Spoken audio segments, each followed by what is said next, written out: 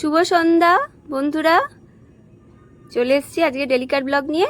সন্ধ্যাবেলা বাবা চিকেন নিয়ে চলে এসেছিল। এখানে চিকেনটা ভালো করে টক দই মালাই দিয়ে ম্যারিনেট করে রাখা আছে, পেঁয়াজ কাটা হচ্ছে। আর দেখো বাড়িতে চলে এসেছে আমাদের মাসকাবাড়ি গ্রসারি আইটেমগুলো। আমাদের যা যা আর কি মাসকাবাড়িতে লাগে সব এরকম মাসের প্রথমেই তুলে নেওয়া হয়, আর আমি আর মামুনি মিলে সব ঢেলে ঢেলে নিয়ে গুছিয়ে রাখি। তো সেই জন্যই টেবিলের ওপর এটাকে এইভাবে রাখা হয়েছে। আর এদিকে দেখো চিকেনটা হবে, তার জন্য কড়াইতে তেল, গোটা গরম মশলা, শুকনো লঙ্কা আর কুচানো পেঁয়াজ, মোটামুটি দুটো মতন কুচানো পেঁয়াজ এখানে কিন্তু দেওয়া হয়েছে। আর ওই দিকে দেখতে থাকো আমার ছেলের বদমাইশি। দেখাও একটু, এটা কিরকম হয় দেখাও, বানিয়ে দেখাও কি কি বানানো যায়,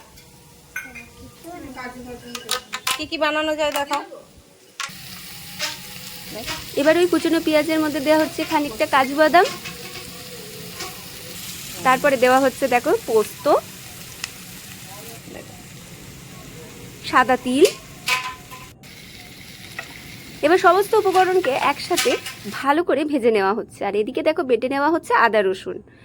আর এই মশলাটা ভাজা হয়ে গেছে, এটা ঠান্ডা হয়ে গেলে এই মশলাটাকেও কিন্তু বেটে নিতে হবে। বাটা আমার হয়ে গেছে, কড়াইতে আবার তেল গরম করা হয়ে গেছে। এখানে এবারে দেখো যে চিকেনের পিসগুলো ম্যারিনেট করে রেখেছিলাম, সেই চিকেনের পিসগুলোকে কিন্তু ভেজে নেওয়া হচ্ছে। আর যেহেতু এটা অনেকক্ষণ আগে ম্যারিনেট করে রাখা হয়েছিল, সেহেতু এটা কিন্তু খুবই সফট হয়ে গেছিলো, খুবই ধীরে ধীরে কিন্তু ভাজতে হচ্ছিল।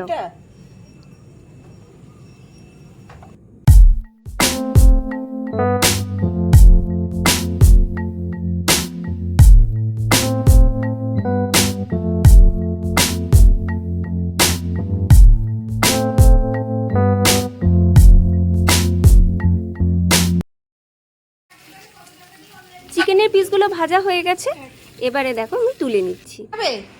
আর ওই দেখো আমার ছেলে আবার বাটি করে আবার নিয়ে নিয়ে বাটিতে বেড়ে নিল। এই ও দুধ খেয়েছে, এখন খাবে না। আরে মা আবার আসেনি, এ মা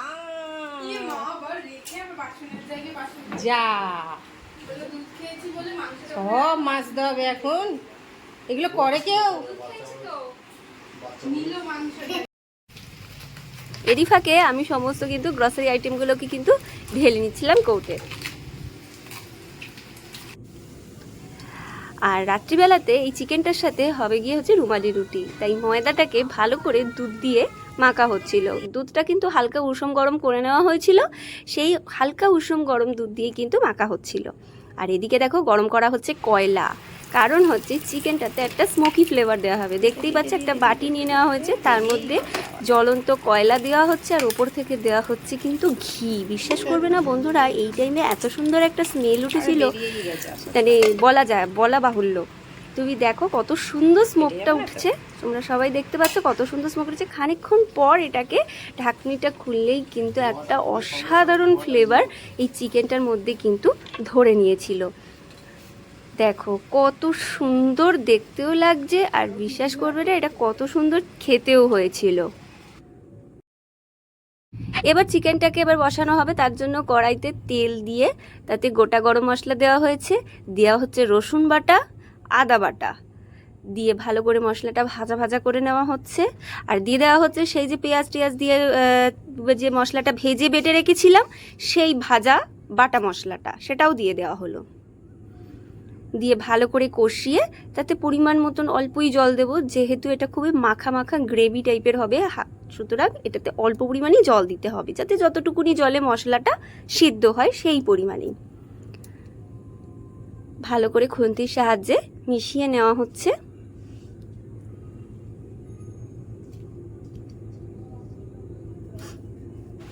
একটু ফুটে উঠলেই তাতে দিয়ে দেওয়া হচ্ছে স্বাদ মতো নুন আর কাশ্মীরি লাল লঙ্কার গুঁড়ো। এখানে কিন্তু হলুদের ব্যবহার হবে না, কারণ চিকেনটা কিন্তু একটু সাদা সাদাই হবে। এখানে একটু চা খেয়ে নিচ্ছিলাম।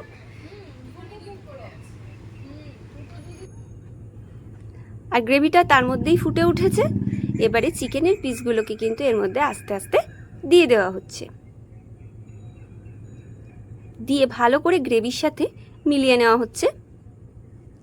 হালকা হাতেই মেলাতে হবে, যেহেতু বললামই তোমাদের চিকেনের পিসগুলো কিন্তু খুবই সফট হয়ে গেছিলো, হালকা নাড়াচাড়া করলেই যথেষ্ট। ওপর থেকে দিয়ে দেওয়া হচ্ছে গরম মশলার গুঁড়ো,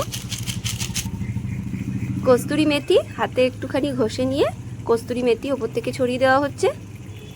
তোমাদের ঘরে যদি কস্তুরি মেথি নিয়ে না থাকে তাহলে তোমরা এই জায়গাতে ধনেপাতাও ব্যবহার করতে পারো।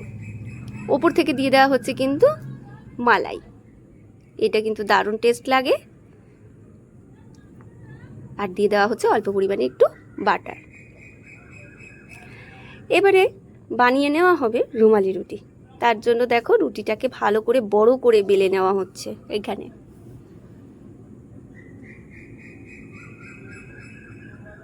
ওদিকে তো চিকেনটা রেডি হয়ে গেল, তোমরা তো দেখতেই পেলে।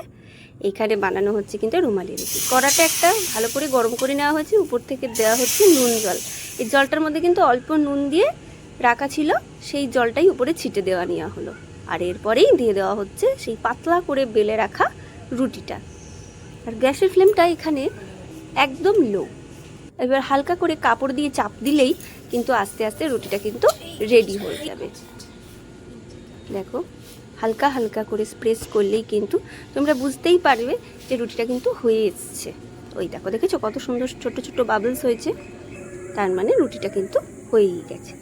দেখো আমাদের রাত্রিবেলাতে আমাদের চারপাশটা কিরকম লাগে, তোমরা অবশ্যই আমাদের কমেন্ট করবে যে আমার ব্লগ ভিডিওগুলো তোমাদের কেমন লাগছে।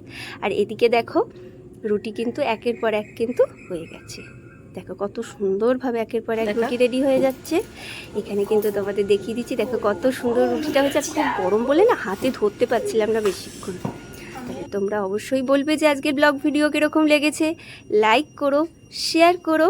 তোমরা সবাই ভালো থেকো, সুস্থ থেকো। আজকের জন্য বন্ধুরা এখানেই শেষ করছি। টাটা।